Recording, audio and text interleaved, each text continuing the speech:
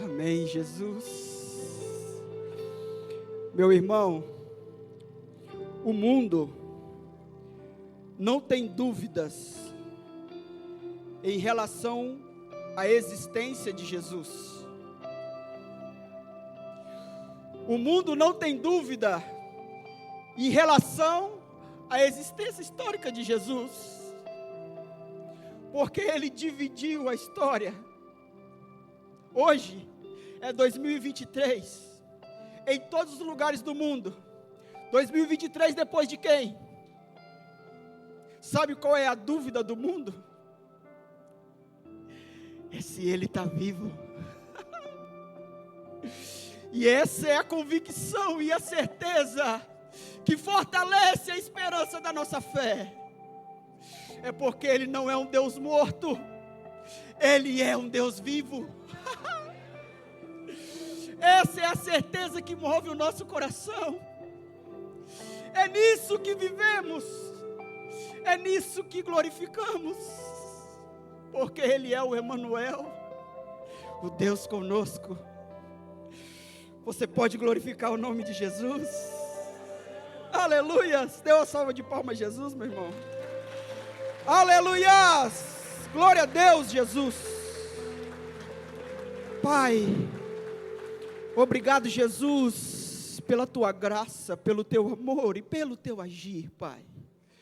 Pela oportunidade, Senhor, que temos aqui como igreja, como família, como corpo de Cristo, de estarmos juntos, unidos, em um único propósito, em adorar, em glorificar o teu santo nome, em render graças a ti, Pai, reconhecendo com plena convicção de fé, que o Senhor vive, e que o Senhor reina para todo sempre, crendo na tua presença manifesta no nosso meio, por meio da ação do Espírito Santo que habita em nós.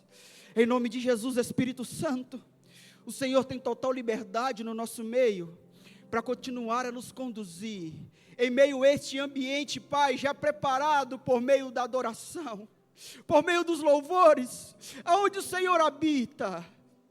Fale conosco, Senhor. Traga, Pai, uma palavra revelada ao nosso espírito e ao nosso coração. Que o Senhor possa falar, Pai, de uma forma individual a cada um dos nossos corações. Que o Senhor venha derramar, Pai, por meio da tua palavra, da tua unção e da tua presença, cura. Cura na alma, cura na mente, cura nas emoções e cura, Pai, no físico. Em nome de Jesus, papai querido, nós declaramos que este ambiente é um ambiente da tua glória, porque reconhecemos a tua presença, zelamos pela tua presença, Pai, e valorizamos a tua presença. Em nome de Jesus. Amém, meu irmão? Pode se sentar. Você está feliz? Aleluia. Eu também estou muito feliz, meu irmão. Abra sua Bíblia comigo, lá na carta de Paulo. Aí, eu achando que Paulo, já estou querendo dar a carta a Paulo, mas é o autor de Hebreus, lá na carta de Hebreus. Não sei se é porque, irmão, no fundinho eu tenho quase uma certezinha que é Paulo que escreveu. Irmão, vocês não reparem muito, vocês vêem um negócio diferente bem no tique aqui. Depois de velho, fui inventar cair na besteira aí de colocar um negócio de ferro na boca, não estou me acostumando com esse trem não. Coloquei num dia, no outro dia eu queria tirar. E faz uma semana e não acostumei ainda não. Então vocês não reparam não, tá? Irmãos, Hebreus, no capítulo 10, a partir do versículo 19. Eu quero meditar com vocês nessa noite de celebração, nessa noite de mesa, nessa noite de comunhão dos santos, da comunhão dessa igreja invisível, dessa igreja corpo de Cristo, onde hoje nos reunimos, como sempre com o mesmo propósito, mas hoje em especial, para celebrarmos, trazermos à memória a ceia do Senhor, a mesa de comunhão em Jesus Cristo.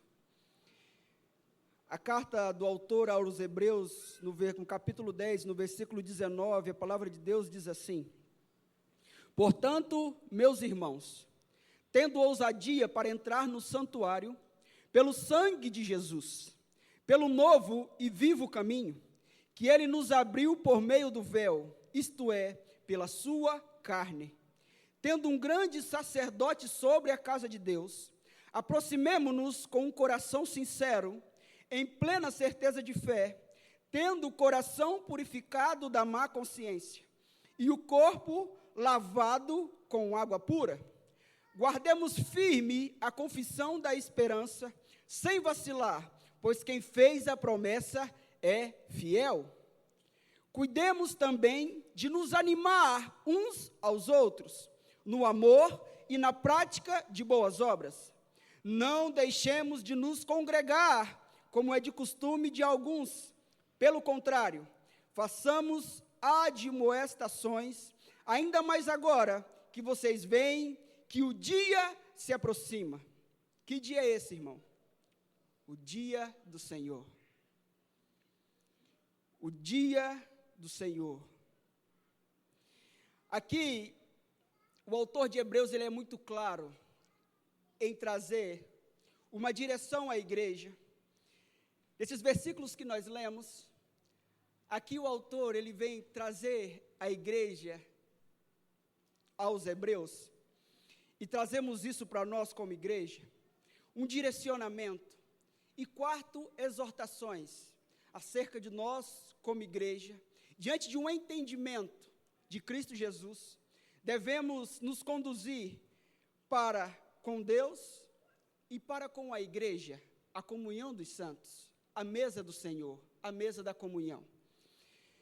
E é interessante porque aqui, Paulo, ele tem no momento da carta, do capítulo 1 até o capítulo 10, perdão, irmãos, não é Paulo, mas aqui o autor, ele vem trazer aspectos doutrinários, trazendo sobre uma revelação plena de quem era Jesus, porque essa carta é dirigida aos judeus. Aqui, só para vocês entenderem esse contexto, quando essa carta foi dirigida, alguns historiadores afirmam que ela foi escrita no 1º século, não se sabe afirmar exatamente qual ano foi escrito. Alguns dizem que foi depois do ano 70, só que o que se sabe que aqui era num contexto de perseguição. A igreja estava sendo perseguida, os cristãos estavam sendo perseguidos. E muitos dos judeus que haviam se convertido a Jesus estavam sendo impulsionados a retrocederem e voltarem às práticas do judaísmo. Muitos com medo da perseguição, então eles estavam sendo persuadidos a voltarem às práticas do judaísmo, a voltarem às práticas que antes eles se moviam e viviam segundo a lei. E aqui o autor ele vem trazer a esses cristãos, a esses irmãos, afirmando quem é a pessoa de Jesus. E aqui, do capítulo 1 ao capítulo 10, ele vem trazer sobre a excelência de Cristo. É por isso que muitos dos estudiosos e teólogos falam que essa carta, ela pode ser considerada como o 5º evangelho, aonde os 4 evangelhos, Mateus, Marcos, Lucas e o evangelho de João, trazem uma perspectiva do ministério de Jesus aqui na terra. A carta aos Hebreus, ele traz uma perspectiva do ministério de Jesus nos céus, na glória. É por isso que ele inicia a carta dizendo que em Cristo, que Jesus, ele detém toda a glória. Jesus é maior do que os anjos. Jesus é maior do que Moisés. Jesus, ele é maior do que a lei. Jesus, ele é o sumo sacerdote, aonde o povo, e esse povo hebreu, antes eles se relacionavam com Deus a partir da lei, a partir daquilo que eles faziam então, para se achegar diante de Deus. Aqui, o autor aos Hebreus, ele vem trazer que Jesus, ele é o vivo caminho, que é tudo por meio de Cristo, que em Cristo, toda a lei, ela se cumpriu em Jesus. e que Jesus, ele é maior que tudo aquilo a qual havia se manifestado na lei. E diante disso, ele vem trazer que Jesus, ele é o sumo sacerdote, ele é o supremo sacerdote. E ele não é só o supremo sacerdote, mas ele também foi o sacrifício vivo, ele é o próprio sacrifício. Então aqui, o autor de Hebreus, ele vem trazendo que só há um meio de o homem se achegar diante de Deus, que é por meio de Jesus. Jesus, ele é a plena revelação de Deus. Em Jesus, tudo se explica. Em Jesus, tudo se criou e se formou. Cristo, ele é o resplendor da glória de Deus. E quando chega nesse ponto, então, aqui no capítulo 10, aqui ele vai trazer uma exortação, no mínimo 4 exortações, mas primeiro ele deixa claro que esse entrar, esse acesso diante de Deus, ele foi aberto por meio de Jesus. É por isso que ele vai dizer no versículo 19, portanto, meus irmãos, tendo ousadia para entrar no santuário pelo sangue de Jesus, pelo novo e vivo caminho. Jesus, ele abriu esse caminho do homem a Deus. O homem que no Antigo Testamento, que na lei, ele buscava fazer algo para se achar merecedor e chegar diante de Deus, hoje esse acesso é por meio da graça em Cristo Jesus. Não há nada que o homem faça para se tornar merecedor de estar diante da presença de Deus, senão por meio de Jesus. E esse acesso que ele diz ao santuário, ele diz acesso à presença do Criador. Hoje, em Cristo, nós temos acesso a esse Deus, Criador de todas as coisas. Nós não servimos a um Deus que se manifestou, que se revelou plenamente no seu poder, mas servimos ao Deus que se revelou plenamente na sua relação. Mesmo tendo ele todo o poder, mesmo sendo o criador de todas as coisas, Deus se revelou plenamente na sua relação, dele com a sua criação. E é esse lugar que hoje nós temos acesso, porque quando ele diz respeito aqui ao santuário, era o lugar da onde a manifestação da presença de Deus, da Shekinah de Deus, era possível ser contemplada por um único homem, que era o sumo sacerdote, uma vez por ano, diante de um rito que se chamava o Iquipur, aonde esse sumo sacerdote, ele passava um período de purificação e poderia adentrar nesse lugar diante da presença de Deus uma vez por ano. Só que agora, ele vai dizer, irmãos, vocês têm que ter ousadia. E aqui a palavra de ousadia é esse significado mesmo, da gente ter uma plena convicção de que nós podemos ter essa ousadia de entrar diante da presença do Criador. Essa presença, esse caminho, esse lugar, esse acesso, que ele veio por meio do sangue de Jesus. E isso não diz respeito a nós, não diz respeito a você, não diz respeito a nada que você possa fazer, isso diz respeito único e exclusivamente por meio de Cristo. Essa é a essência do Evangelho, essa é a graça do Senhor, porque não tem nada que o homem possa fazer para torná-lo justo diante de Deus, porque toda a justiça do homem, baseado na sua justiça própria, a Bíblia vai dizer que isso não passa de trapo de imundície diante de Deus. Só que agora, por meio de Cristo, uma vez que estamos em Cristo, nós temos acesso a esse lugar, não por aquilo que eu faço, mas por aquilo que Cristo fez. Abra comigo lá em 2 Coríntios, no capítulo 5. Se for bom de endereço aí, voltam as paginazinhas atrás aí. 2 Coríntios, capítulo 5. Agora é Paulo. Olha o que Paulo vai dizer no versículo 18. Ora, tudo isso provém de Deus, que nos reconciliou consigo mesmo por meio de Cristo, ponto. Tudo isso provém de quem? Tudo isso provém de quem? Que nos reconciliou consigo mesmo por meio de Cristo, e nos deu o ministério da reconciliação, parêntese, esse termo reconciliação diz respeito a um lugar de refazer uma amizade, se reconciliar com alguém que você estava com uma relação quebrada. Esse é o significado dessa palavra reconciliar, é voltar à origem. E Paulo vai continuar dizendo, e nos deu o ministério da reconciliação, a saber, que Deus estava em Cristo, reconciliando consigo o mundo, não levando em conta os pecados dos seres humanos, e nos confiando a palavra da reconciliação. Portanto, somos embaixadores em nome de Cristo, como se Deus exortasse por meio de nós, em nome de Cristo, pedimos que vocês se reconciliem com Deus. Olha isso, irmãos, versículo 21.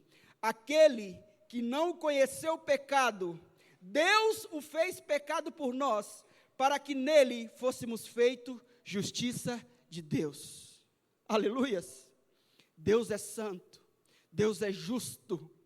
Diante do pecado, ali se estabeleceu uma injustiça, e ali então, Deus na sua justiça, o salário do pecado é a morte. A Bíblia vai dizer que sem derramamento de sangue não há remissão de pecado. A Bíblia vai dizer que o homem por si só era impossível se tornar justo diante de Deus. Então, ele envia o seu filho, que sendo Deus, não tomou por usurpação ser igual a Deus, mas se humilhou tomando a forma de servo. E ali ele se entrega como sacrifício perfeito e pleno, para então cumprir esse juízo de Deus diante ao pecado. É por isso que aqui, Paulo, com uma clareza, ele vai dizer que aquele que não tinha pecado, se fez pecado por nós. Aquele que não tinha pecado morreu. Então aqui se estabeleceu uma injustiça, sim ou não? Porque se o salário do pecado é a morte, e ele não tinha pecado, por que ele morreu?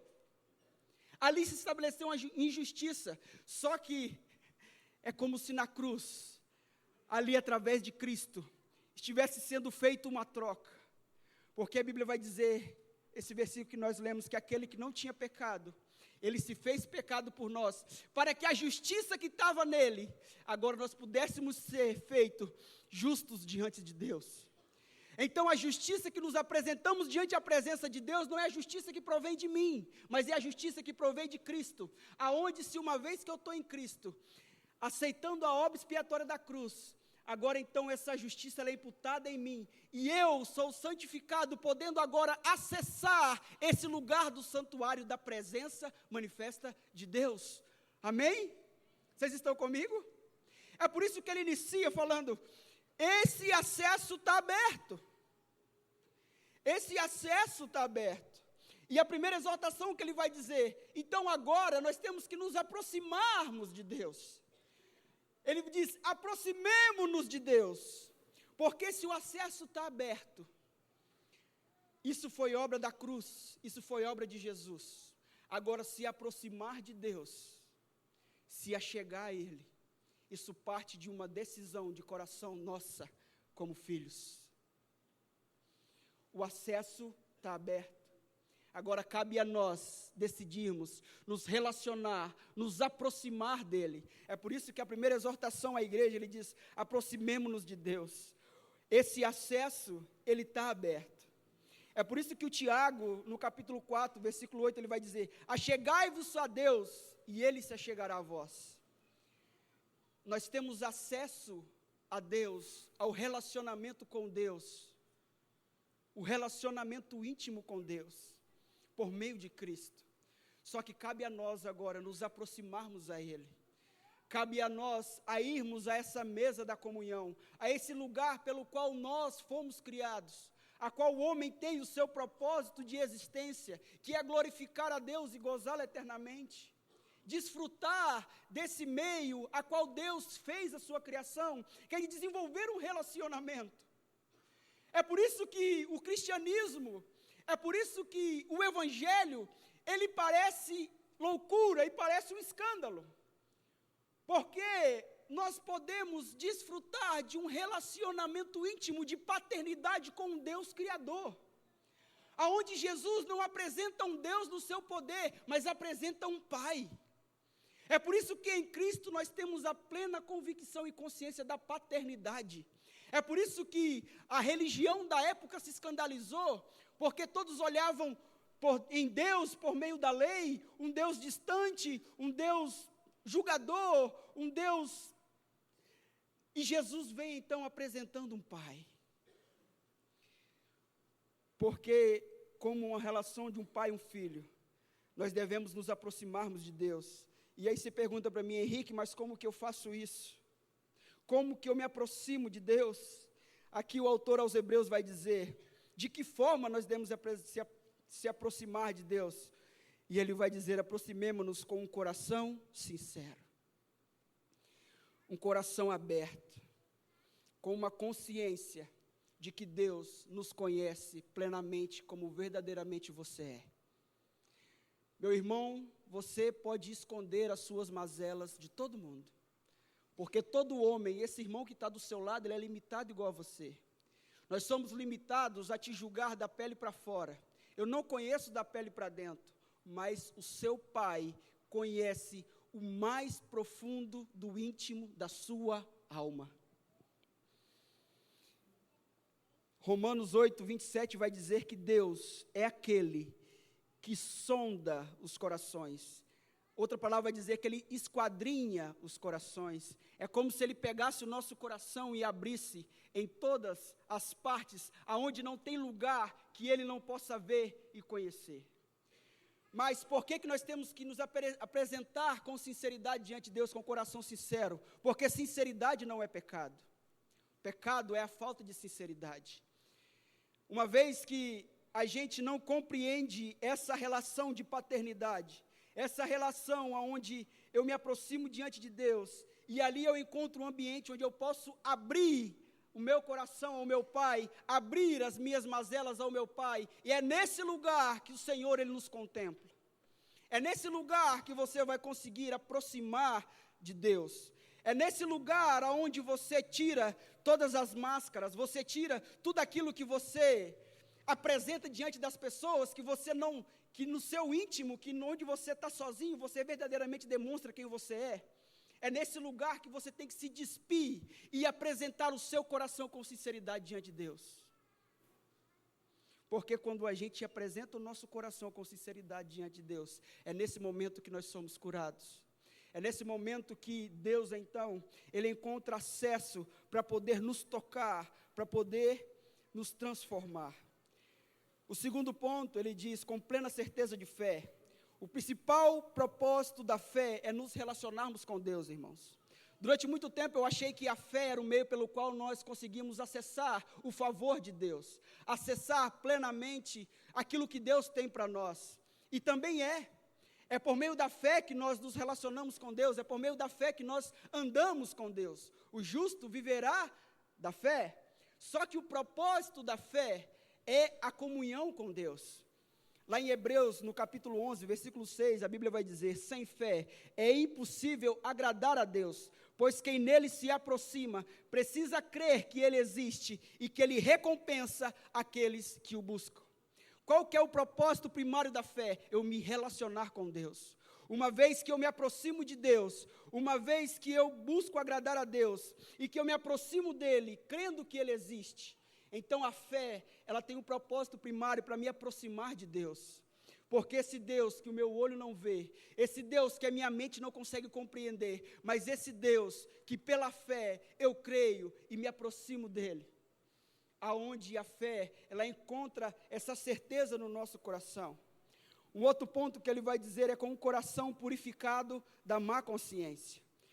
Uma vez que nós viemos para Cristo, nós temos então a nossa mente, o nosso coração confrontado pela verdade, e então nós somos levados a entrar em um lugar de arrependimento. E a palavra arrependimento na Bíblia, ela tem uma conotação de metanoio, ou mudança de mente, diz respeito a alguém que está indo em um sentido, e então você vira totalmente o contrário, toma um rumo contrário daquilo da onde você ia. Sem Cristo, nós andávamos segundo o desejo do nosso coração, segundo aquilo que nós achávamos que é certo, segundo as minhas vontades, segundo os meus sentimentos, segundo os meus desejos. Agora, uma vez que eu conheço a Cristo, então eu entro nesse lugar de arrependimento, e é onde eu sou purificado dessa má consciência. Eu entro nesse lugar de santificação, aonde em Cristo nós somos tornados santos, e então entramos nesse lugar progressivo de transformação. E isso é incrível, porque é onde a gente começa a entender que a santificação, ela é o já, ainda não. Porque lá na carta aos Coríntios, Paulo ele começa a carta dizendo aos santos. E depois, no meio da carta, ele vai dizer, vocês que estão sendo santificados. Você fala, peraí, Paulo está se contradizendo. Porque como ele chama o povo de santo, daqui a pouco o povo está no pecado, ele repreende o povo e fala, vocês têm que se santificar.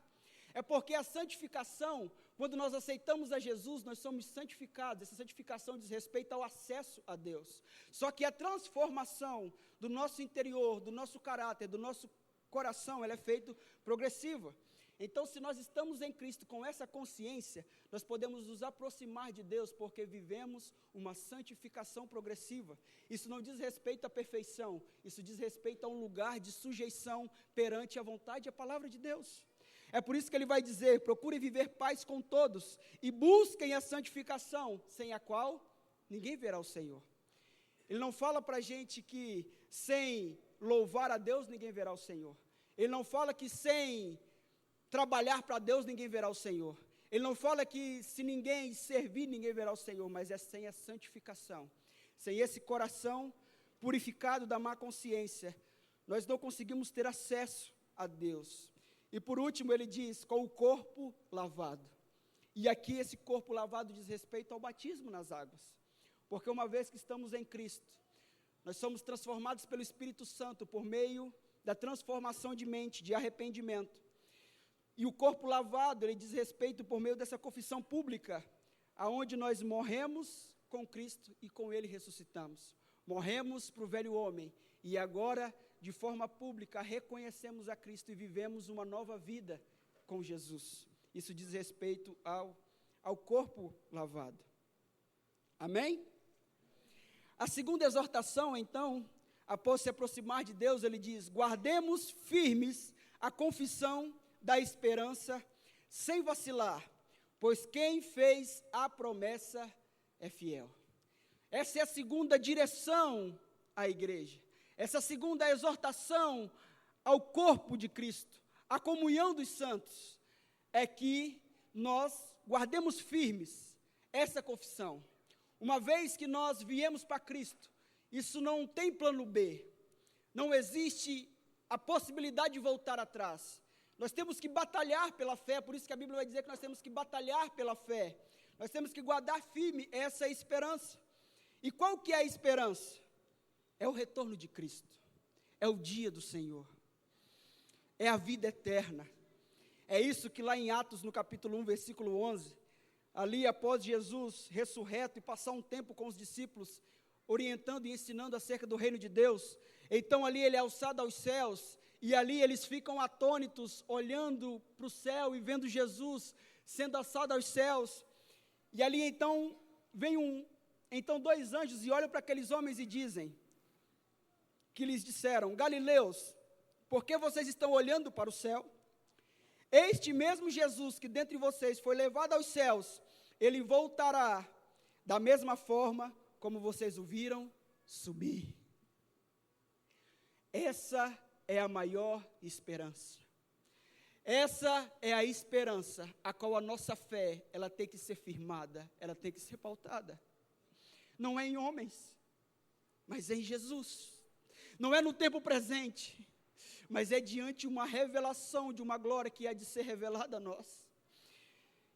Abra comigo em Hebreus 10, do 35 ao 39. É onde o autor de Hebreus ele vai fazer esse apelo, e ele diz, portanto, não percam a confiança de vocês, porque ela tem grande recompensa. Vocês precisam preservar para que vocês, havendo feito a vontade de Deus, alcancem a promessa. Porque ainda dentro de pouco tempo, aquele que vem virá, e não irá demorar. Mas o meu justo viverá pela fé, e se retroceder dele, a minha alma não se agrada. Nós, porém, não somos do que retrocedem para a perdição, mas somos da fé para a preservação da alma. Amém? Aleluias! Essa é a nossa certeza de esperança. Essa é a nossa convicção de fé. Esse é onde nós devemos nos apegar e permanecer firmes diante das adversidades. Porque essa é a Bíblia que vai dizer que as adversidades do tempo presente não hão de ser comparado com a glória que em Deus há de ser revelada. É por isso que, independente das circunstâncias que passamos, a nossa fé não está firmada no que sentimos, não está firmada no que vemos, mas está firmada na esperança da promessa. Porque aquele que fez não é homem para que minta. Aquele que fez a promessa, ele é fiel. E ele é fiel para cumprir. Aleluias. Vocês estão comigo, meus irmãos? Apesar do calor? Irmãos do céu. Estou derretendo. Bom que eu vou perder quase 1 quilo. A terceira exortação, irmãos, do autor, e aqui isso traz exatamente a exortação disso que estamos desfrutando essa noite, sobre a comunhão dos santos, sobre a mesa de Jesus, sobre essa igreja invisível. A terceira exortação é: cuidemos também de nos animar uns aos outros no amor e na prática das boas obras. Essa perseverança, irmãos, cristã, ela parte de um esforço da comunidade. Guarde isso no seu coração. Não existe cristianismo solo, não existe carreira solo na vida do crente, irmão. A igreja, ela diz respeito a entendimento de uma perspectiva do homem coletivo. O Deus que te criou, ele é um Deus coletivo. Ele é um Deus que o individualismo não parte da essência de quem ele é. Deus, em todo momento que se revelou à sua criação, ele se revelou como relação. E façamos-nos nós, o homem. Deus, quando ele se revela a nós, ele se revela como como um Deus coletivo, na sua essência, no seu ser. Quando ele vai criar o homem, ele fala: façamos-nos nós, o homem, a nossa imagem, segundo a nossa semelhança. No relacionamento com Deus, nesse acesso a Deus, no se aproximar a Deus, no estar diante de Deus, diz respeito a uma consciência coletiva, aonde o eu, ele partiu da queda, aonde o individualismo, ele partiu da queda. Na igreja de Jesus, guarde isso no seu coração, não existe eu. Mas como assim, Henrique? Sim. Na igreja gloriosa de Jesus, existe nós. Aonde o propósito da sua vida se cumpre nesse irmão bonito que está do seu lado. Aonde o propósito seu, como cristão e filho de Deus, não se cumpre em você mesmo, se cumpre no seu irmão. É por isso que todos os dons de Deus dados à igreja, nenhum diz respeito a si próprio, com exceção de um, dom espiritual, que é o falar em outras línguas, sem interpretação, que diz respeito à edificação própria. Paralelo a isso, todos os dons, sejam eles os dons de Cristo, sejam eles os dons congregacionais, e sejam eles os dons espirituais, 99% dos dons espirituais, diz respeito ao outro, à edificação do outro, à edificação da igreja, não diz respeito a mim, mas diz respeito ao meu irmão, e isso é andar em amor. É por isso que, muitas vezes, nós não vemos muito manifestar dos dons de Deus, porque muitas vezes estamos preocupados conosco mesmo, mas não com o meu irmão. Uma vez que eu não tenho uma consciência de que Deus se manifesta no coletivo, o corpo de Deus é coletivo, a igreja de Deus é coletiva, aonde eu atuo servindo a igreja a partir do outro, não a partir de mim. É por isso que no reino de Deus, irmãos, não existe eu, mas existe uma comunidade de santos, aonde ali uns estão sujeitos uns aos outros, edificando uns aos outros. É por isso que ele vai dizer: animem-se uns aos outros. Ali diante de um contexto de perseguição, irmãos, ali diante de um contexto eminente de morte, eles estão falando: animem-se uns aos outros, porque a força de Deus para animar o seu irmão parte de você. O problema é que muitas vezes nós paramos em um processo, entendendo que nós só estamos prontos a receber e não a dar. Muitas vezes vemos e mantemos uma relação com Deus diante daquilo que são as minhas necessidades e aquilo que eu preciso. E isso não é pecado, irmãos. Entenda isso. Entenda isso no seu espírito, no seu coração. Não é pecado. Não é pecado você vir para a igreja esperando receber algo de Deus. Só que, a partir do momento que você passa a caminhar com Deus, essa percepção ela tem que ser mudada. Porque a percepção de receber é a mentalidade de uma criança. Qual que é a mentalidade da criança? É meu, eu quero, é meu.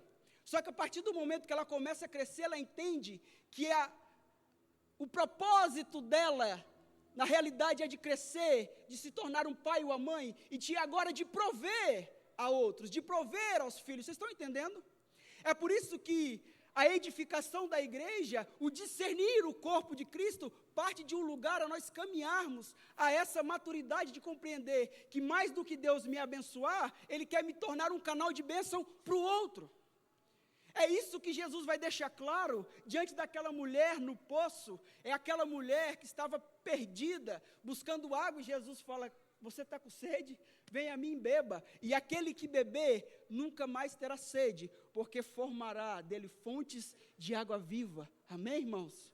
Quando nós viemos para Jesus, Jesus é essa fonte. Ele supre todas as nossas necessidades. Jesus cura a nossa alma, Ele cura o nosso coração. Jesus, Ele é essa fonte inesgotável, aonde eu posso buscar e saciar aquele desejo, anseio pela eternidade.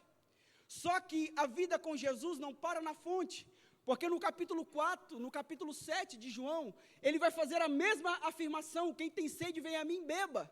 Só que agora a resposta dele não é uma fonte, e ele fala: e aquele que beber, formará do seu interior, fluirá do seu interior, rios de água viva. Rios de água viva. E um rio, meu irmão, ele não é suficiente, ele não para em você, ele é suficiente para matar a sede de uma cidade.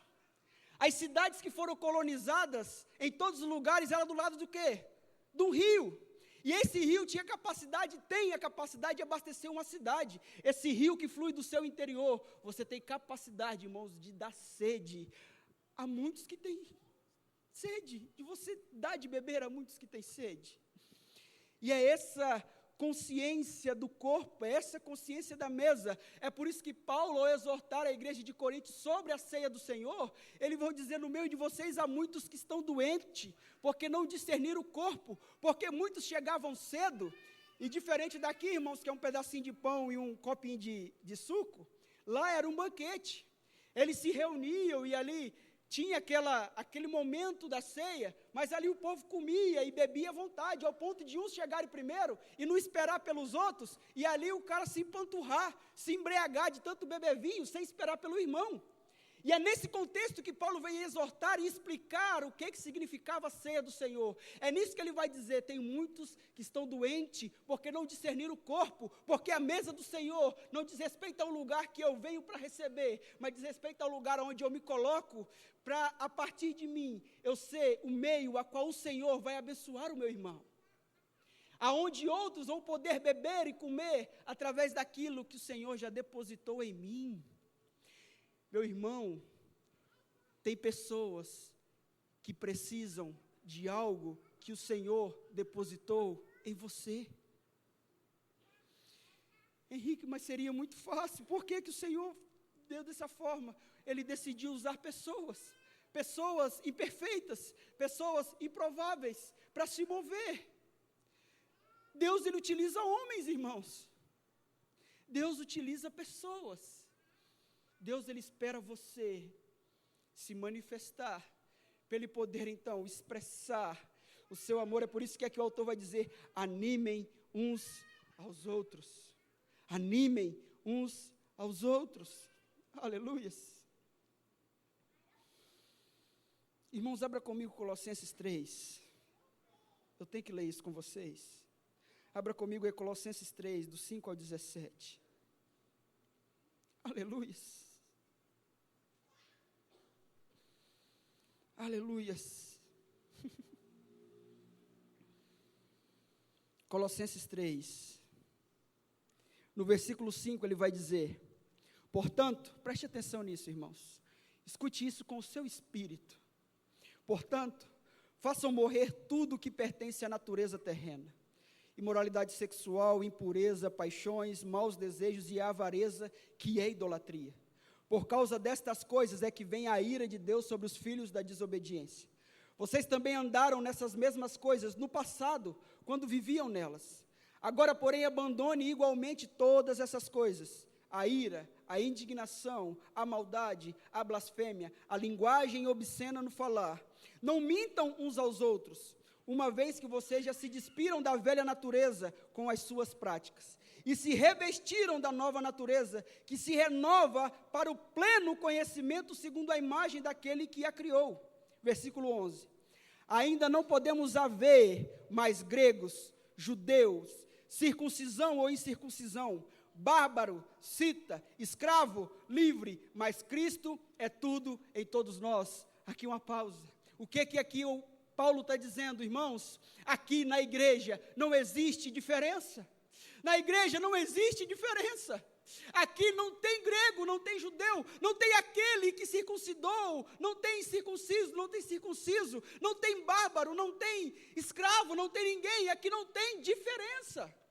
Nós somos todos únicos, com o mesmo valor em Cristo Jesus. Na igreja de Jesus, meu irmão, guarde isso no seu coração, não tem diferença. Sabe o que me diferencia eu de você? Nada. Ah, Henrique, mas você prega. Meu irmão, aqui nós estamos falando de uma posição em Cristo de valor. Quando Paulo está dizendo que não existe grego, não existe judeu, em valor para Deus somos todos iguais. A diferença na igreja de Cristo é de função. A função que eu tenho é de ensinar, é de pregar. E você às vezes tem uma função. Mas isso não difere em relação a Deus. O quanto nós somos mais ou menos abençoados, mais ou menos aceitos a Deus. Porque a aceitação de Deus, irmão, diz respeito àquilo que você foi fiel, àquilo que Ele colocou na sua mão. Quando nós nos apresentarmos diante de Deus, Ele não vai perguntar e olhar para mim: Henrique, quantas vidas você ganhou para mim? Quantas mensagens você pregou? Não. Sabe o que vai determinar a nossa aceitação diante de Deus? É a forma como vivemos em bondade e fidelidade naquilo que o Senhor colocou nas nossas mãos. Servo bom e fiel, entrai para o gozo do seu Senhor.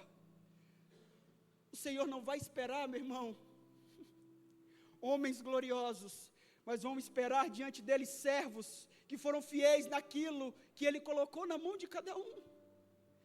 Se Deus colocou uma porção na sua mão, meu irmão, e você está sendo fiel àquilo, é isso que vai contar diante do Senhor. É por isso que na igreja não pode ter divisão, não pode ter inveja, irmão. Porque se estamos andando em amor, entendemos que não existe ninguém maior do que o outro. Aqui só tem um que é maior que Jesus Cristo, meu irmão. Todos nós somos servos. Todos nós somos servos. Porque se Jesus se despiu da sua glória e lavou os pés dos discípulos, meus irmãos, e ele disse: eu faço isso para que vocês façam os mesmos. Na igreja de Jesus, meu irmão, não existe lugar para estrelismo. Mas eu sei, irmão, eu sei que muitas pessoas já foram feridas pela igreja, por líderes, por homens, que ainda guiados pelo seu ego, guiado pelas suas carências, que ainda guiado pela sua velha natureza, que ainda direcionado, sabe, por um coração caído, não sabem lidar com áreas onde Satanás usa para deturpar o homem, que é na área do poder. E se você está aqui essa noite, meu irmão, e se você já foi ferido por alguma pessoa, por algum líder, a qual você depositou a sua confiança, Olha quão lindo, a qual Clisma. você foi ferido e machucado, eu, como participante do corpo de Cristo, eu quero te pedir perdão, meu irmão.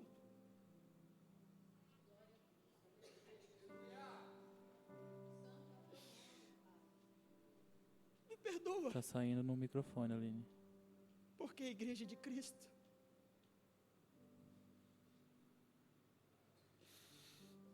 ela anda em amor.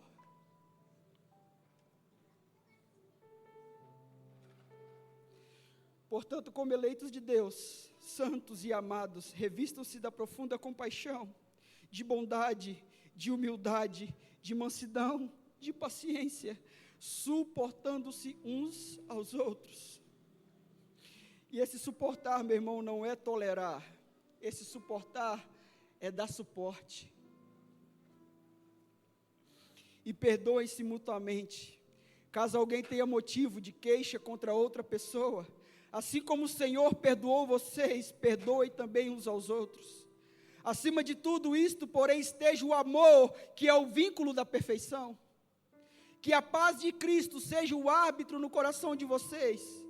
Pois para essa paz que vocês foram chamados em um só corpo, e sejam agradecidos. Que a palavra de Cristo habite ricamente em vocês. Instruam e aconselhem-se mutuamente em toda a sabedoria, louvando a Deus com salmos, hinos e cânticos espirituais, com gratidão no coração. E tudo o que fizerem, seja em palavra, seja em ação, faça em nome do Senhor Jesus, dando por Ele graças a Deus Pai. Essa é a igreja de Jesus. Aonde aqui nós estamos sujeitando uns aos outros, dando suporte uns aos outros, animando uns aos outros, em amor, em paciência, entendendo que meu irmão é diferente de mim, entendendo que na igreja de Jesus não tem igualdade, mas tem equidade, entendendo que a igreja de Jesus ela é formada por pedras vivas e não por tijolos. Nós não somos todos do mesmo padrão, não. Eu tenho uma personalidade, você tem outra, mas estamos caminhando no mesmo propósito, rumo a glorificar a Jesus. Só que você do seu jeito, e eu do meu jeito. Só que se estamos todos na palavra, e aqui ele vai dizer que a palavra de Cristo habite ricamente em vocês, porque se o prumo da nossa vida é a palavra, nós vamos ir no mesmo caminho, meu irmão. Às vezes um vai pulando, saltitando, sorrindo, outros vai mais quietinho, mas estamos indo todo mundo para o mesmo rumo. Aleluias! Não existe, irmão, um formato estético exterior da igreja de Cristo, não. O que existe é um formato interior de coração. O negócio é que a gente inverte as coisas. A gente acha que o externo ele tem que editar as coisas, irmãos. Mas é o interno que tem que refletir o externo. Porque se o externo reflete a partir do interno de Cristo sendo formado em nós, irmãos, nós verdadeiramente vamos desfrutar da igreja de Jesus.